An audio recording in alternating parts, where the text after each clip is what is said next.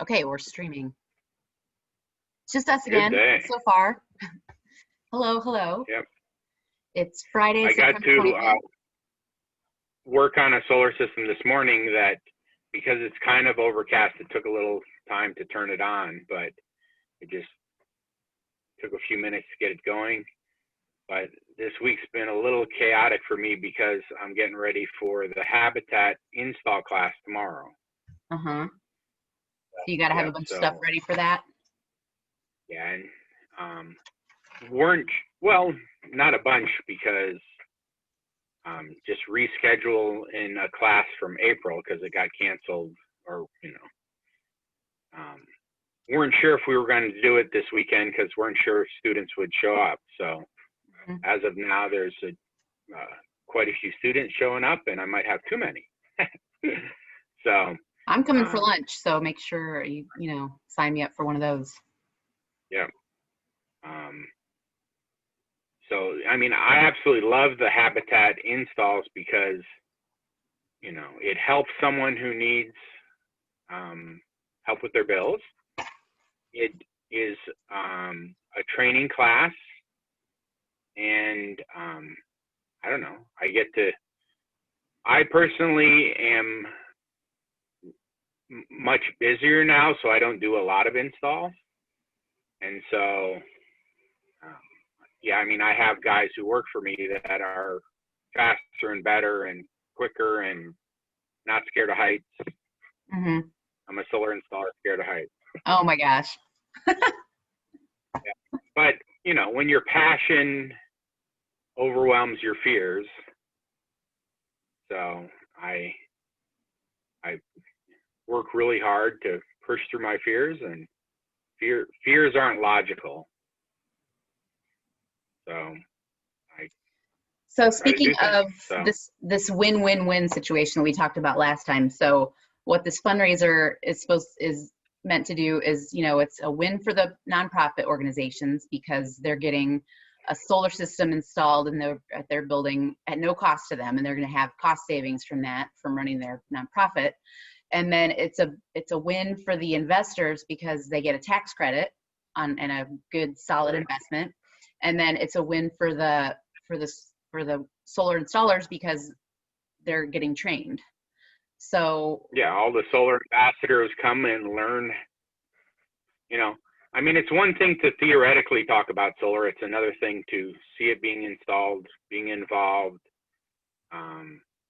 see the magic of, turning on a solar system, grabbing the light from the sun and making electricity. The magic of reality. That's a book by, I think it's Stephen Hawking. Yeah. No, I can't figure it. Okay, but anyway, so that's what we're going to talk about today. So especially about the nonprofit side of things. So now you were just saying that you install systems on Habitat for Humanity houses, and so now are these systems you've also donated, or are these somehow paid for by this? Some I've donated, some we've got grants, but the majority of them, our company has donated. Okay, and have you ever? One of them was a customer after 8 years of after they put in solar, saw us putting in solar on their neighbor, and came over and said, well, how much is solar now? And they had 2 trackers. And so we took the old solar modules off. They have a 25-year warranty. So took the old solar modules off, and they were, I forgot the wattage, 165 watts. And we were able to replace them with 300 watts. So in 8 years, that's how much the solar modules increased in efficiency. A question I get a lot of times is people say, why don't I just wait until they're super efficient? Well, in her case, if she had waited, she would have missed out on 8 years of electricity. Well, but now she's upgrading. And the old solar modules, we gave her like a trade-in discount. And we used the old ones on, some nonprofits. Like, Now that's interesting. So the old modules, you can still use them. They're just not. of course, I mean, they only have 8 years out of their 25-year warranty used up. I mean, So because this not is only, kind of getting off track, but there's a big issue about of recycling of solar panels. That's, you know, we're going to have all these panels to recycle all of a sudden pretty soon, and what are we going to do? And not true at all. not true. Okay, because solar modules themselves pretty much last forever. The ones that we have to recycle are ones that get broken in shipment, or a tractor runs into them, or, you know, like in this big solar fields, they're throwing them in so fast that they break a bunch of them. Well, because like They're using solar, a lot of machines and stuff. So those ones, we don't have a recycling program for those ones. But as far as like retiring solar modules, very, very few of that will happen, because warranty is half of life expectancy.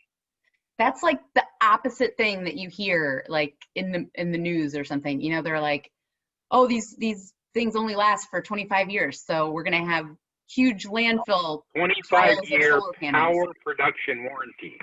They guarantee a certain amount of power from them for 25 years. Okay. Okay.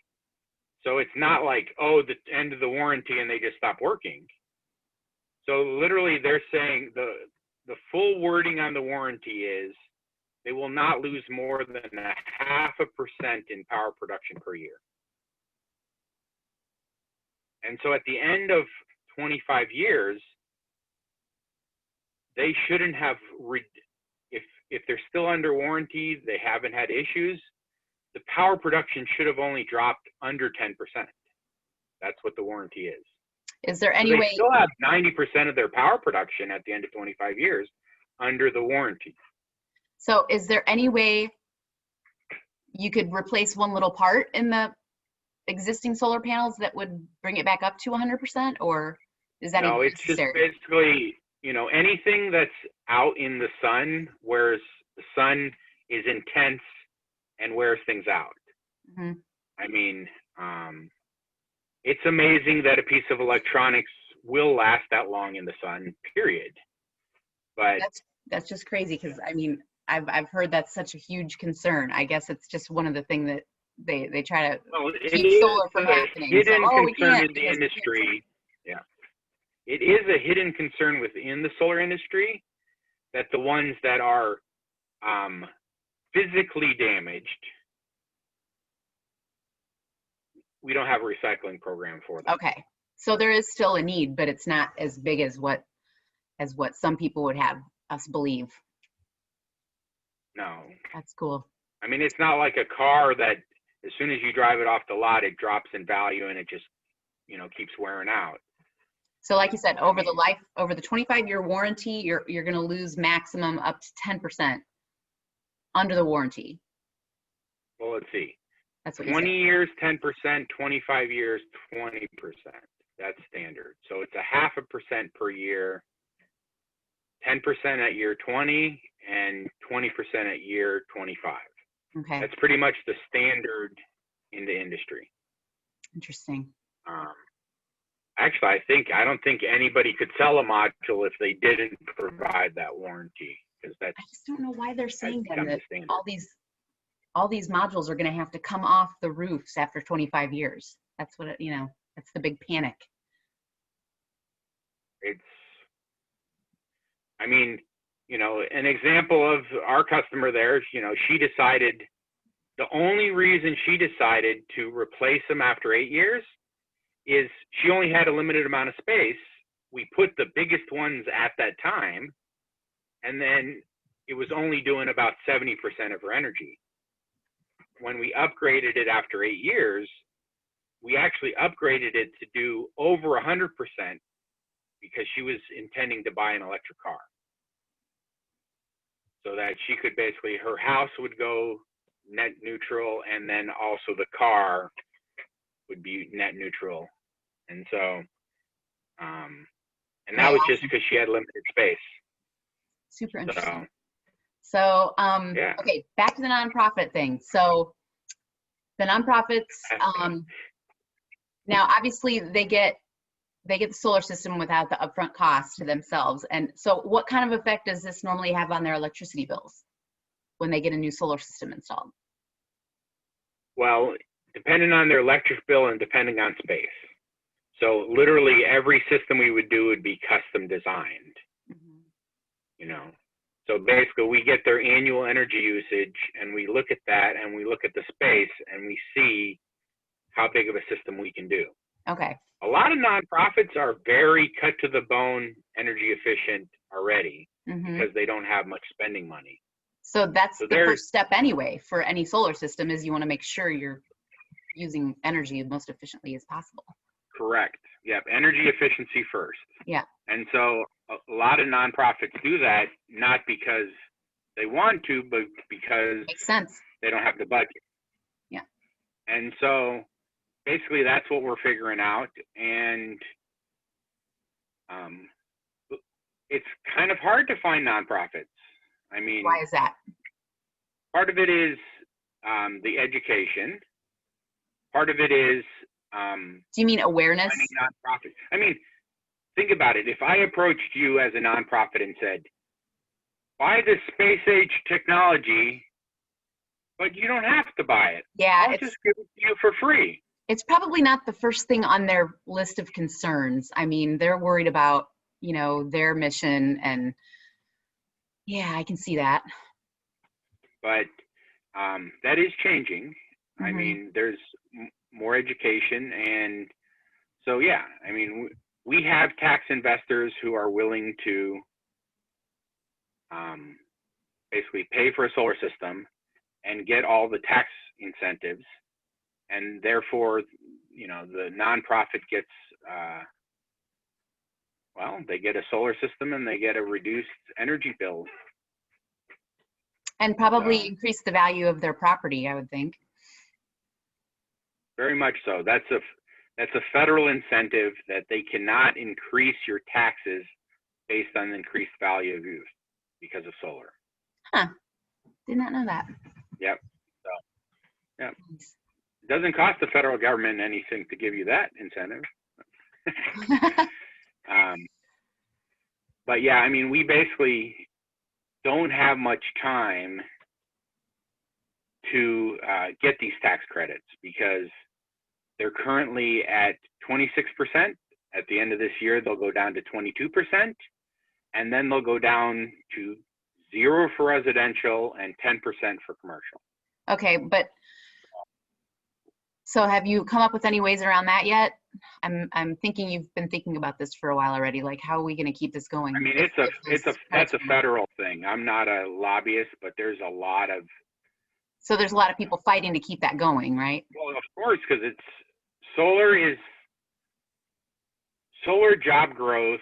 We have more people working in renewable energy than we have in the whole fossil fuel industry. Yep. I mean, that just happened, you know, within the last 6 months. So yeah, the whole fossil fuel industry, we have more workers in renewable energy now. And it's an industry that's growing tremendously. Especially in Illinois. Illinois is one of the fastest growing states. I think it was like the fastest growing state last year for renewable energy jobs. Yep. Or the year before, because but yeah, we got to keep those tax credits going. But even if we don't,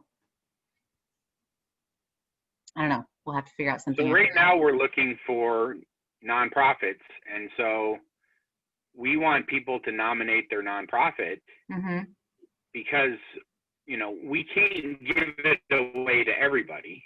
And so it's, you know, which nonprofits have the highest potential for the solar to be efficient, which nonprofits has the people who will become most passionate to be solar ambassadors, to go out there and promote it and learn about it and explain it, and which nonprofits are in the most need, you know. And so we have, you know, a rubric that gives points, and we're giving extra points the more people nominate a nonprofit too. Right. So in our nonprofit right now, or in our fundraiser right now for this A Community Thrives Coal2Sol fundraiser, what we're trying to raise money for, we're trying to raise $3,000 in this crowdfunding campaign. And the way, so if you donate to the crowdfunding campaign, you can dedicate your donation to your favorite nonprofit, right? So that's one way you can get points for your favorite nonprofit. And then another way is you can take our Solar Ambassadors course that we just set up, and it's really super simple, and we'll give you a little badge, and that just means you heart solar, basically. And then we've also, yeah. Oh wait, my heart's on this side. I think my logo is, I think it's this way. But, and then you can also share our posts on social media with the Coal2Sol hashtag, and that's like 10 points. And then you can also go on OR's website and fill out a form for your nonprofit, and that gets another 10 points. And then I think liking us on social media is also some points. Yep. So, I mean, we're trying to make it as complicated as possible. No, well, pretty much whatever you do, you're going to get a point, right? You stand up or something. So if we can get this 3,000 in this crowdfunding campaign, so first of all, we're building up, you know, support for these nonprofits, hopefully. And so hopefully nonprofits can go out and tell their supporters, you know, look, this is going on. If you nominate us, we have a chance of getting this solar panel. I mean, that's what we're hoping. Yeah. And then, so if we can get this 3,000. I mean, the whole thing is to get this big grant to like double how many nonprofits we did this year. Right. So the whole point of getting the 3,000 then is that we're eligible for this $100,000 grant, which would cover 100 scholarships for low-income individuals, including people from like homeless shelters and women's center that we're already getting people signed up. They're really excited about this. And then, well, to create educational materials, like you say, we need to get the word out about this, and to make sure that the nonprofits and the investors and the workers know about this program, and we're getting everybody involved. And then also, so what am I forgetting? The solar systems are installed at the nonprofits. I mean, it's threefold. I mean, it's and then educate people about solar, scholarships for people who need to be trained, and nonprofits getting a system. And then if we want to, like, the secret back end advantage is the tax investors who get to, you know, instead of paying taxes, they get to invest in putting solar. So that's like in the back end. So, you know, if someone has a business and they have a tax liability, I mean, the advantage for a business is individuals get a tax credit, but a business gets a tax credit and can write off the equipment.